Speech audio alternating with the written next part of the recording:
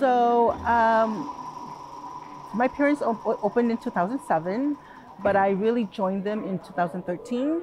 But at that time, my dad was 71, 72, and he wanted to retire. And I was working with the state. I am the former executive director for the State Council on Asian Pacific Minnesotans, which is a state agency that works to promote and highlight the accomplishments of Asian Americans throughout the state of Minnesota, and then to work on legislative policy issues. So one of the big policy issues that I worked on at the Capitol was really elder issues and healthcare needs, and why is there a gap in data or gap in services or healthcare disparities with a lot of Hmong population, particularly the elder population. So I always had an interest in working with Hmong elders, plus around the arts and cultural legacy. I just find that very, very interesting. So when I came over in 2017, in 2013, I myself wanted to learn all this stuff because I remember doing it as a young person with my mother, but I only had enough skills to do the cross stitch, which is, as you can see there, it's super easy to learn how to cross stitch. But what is the Hmong sentiment behind the color usage, behind the pattern? And as I work with the elders and I ask them questions, they all tell us stories like this is that when it's this color, it has the orange, it's zhaopa. That means it's a flower garden. And when it's the green, then it's a vegetable garden. So Hmong, and these are the Hmong villages, and then surrounding it are all these flower gardens, and so I'm like, oh, so it's just not random patterns that you use. That all the things that they do are symbolic. They tell a story. So as I learned more and more, I'm finding out that people my age, my friends and peers, we have a longing to know our history, know our culture, know the roots. So then I started finding ways in which the Hmong elders can tell their stories and really connect with young people about the Hmong experience. So our first partnership was really with Theater Move. They came in and they did a puppet show with the elders, storytelling, because I'm like, the elders, the first thing that they can do is just tell a story about their life, who they are. I learned too that for the elders, a lot of them have told their stories but never been heard. If you can just think about your own grandma, they always want to say, oh, come and I'll tell the story, ta'ua, and people are like, I don't have time, grandma, I don't speak Hmong, I don't know what's going on, I don't care. So the sense that, they have a story that they want to tell, and they're hurting because they've never been heard. And how do I get them to be heard? So when they did the immigrant journey, and they were part of that show, a lot of young people came because we were telling it in a medium that connected with young people. And the young people came and told them, like, oh my gosh, I value your story. I learned so much. And the elders started feeling so much pride because now their stories are being heard, and people are actually thanking them for their stories. And so how do we expand that?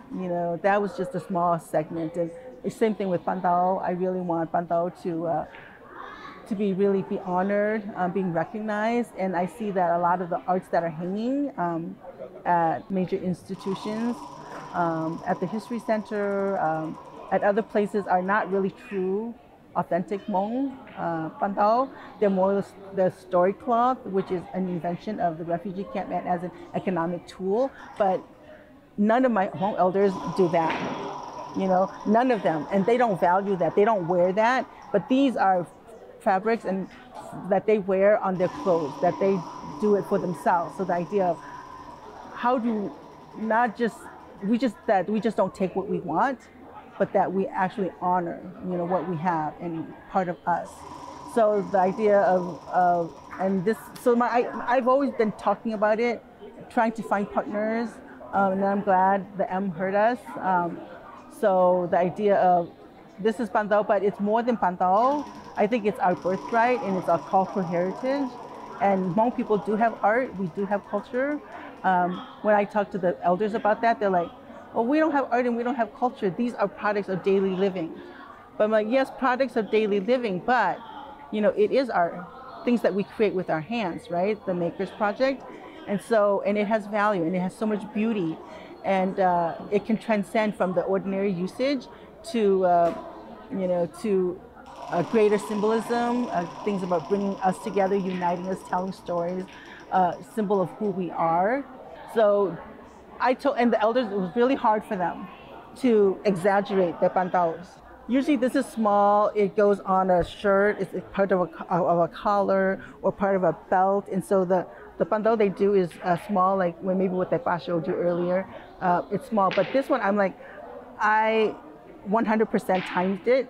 And this whole pantao is so big, and they felt like, oh, I'm not going to do justice to the design because it's so big, and I've never done something like this. But we want to show the beauty of it, and we want to magnify it, and it is different. And now it's going to be hanging on a wall instead of what people wearing.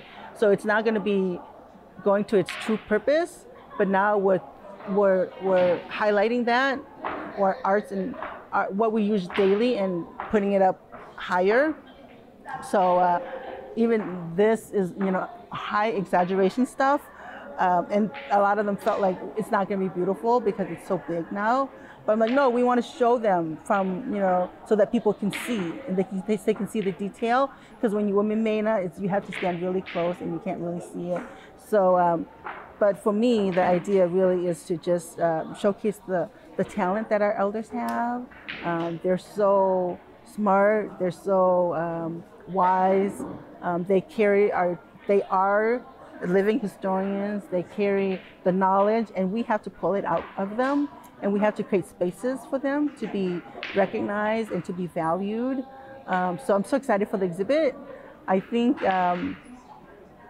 for the mothers who've done this for all their children, making the clothes for their children to wear, and to really be then honored, to be recognized for the big part that they played in their children's lives and in keeping the Hmong culture and identity alive all these years. I think it's going to be wonderful. I'm so excited for the exhibit. Mm-hmm. Can you speak more on the weaving basket weaving side as well? Sure, yep. Yeah, so this is all women's work. Although, to be honest with you, it has changed a lot because back in Laos, before the war, or even during the war, pantao was women's work. But then, as with anything that becomes an economic tool, men started doing the pantao. So when I went to visit the refugee camps in Tamwat Kabot, a lot of the men were doing pantao because they can sell it and they needed money. But traditionally, the needlework has been Hmong women's work. But there are other things that are men's work. And so the basket weaving has always been men's work. And the men did the basket weaving. So I wanted a way for the men to be able to showcase who they are and their talents. And so I had a conversation with them about what they wanted to do. Because I know they couldn't do the pantao. And I'm always taking the women around, and the men are like, well, what about us? I'm like, okay, fine. Let's do something. So they had the idea of, well, why get us some bamboos, and we will weave baskets, little containers, the ka, which is the luggage, and then they'll make musical instrument because it's the bamboo and it's multi-purposes. So a lot of them are going to make the flute. One of them is going to make a flute. One is going to make a seesaw. And then other practical instruments. Some are going to make a little chair, a little stool. So they have a lot of ideas. So we have the bamboo here. Some of them have already started some of their work, and then we'll bring them all together, and then we'll showcase that maybe on a wall. The many uses of bamboo. One, you can weave it, and then two is that it can be made into tools. Musical tools or cooking tools for daily living.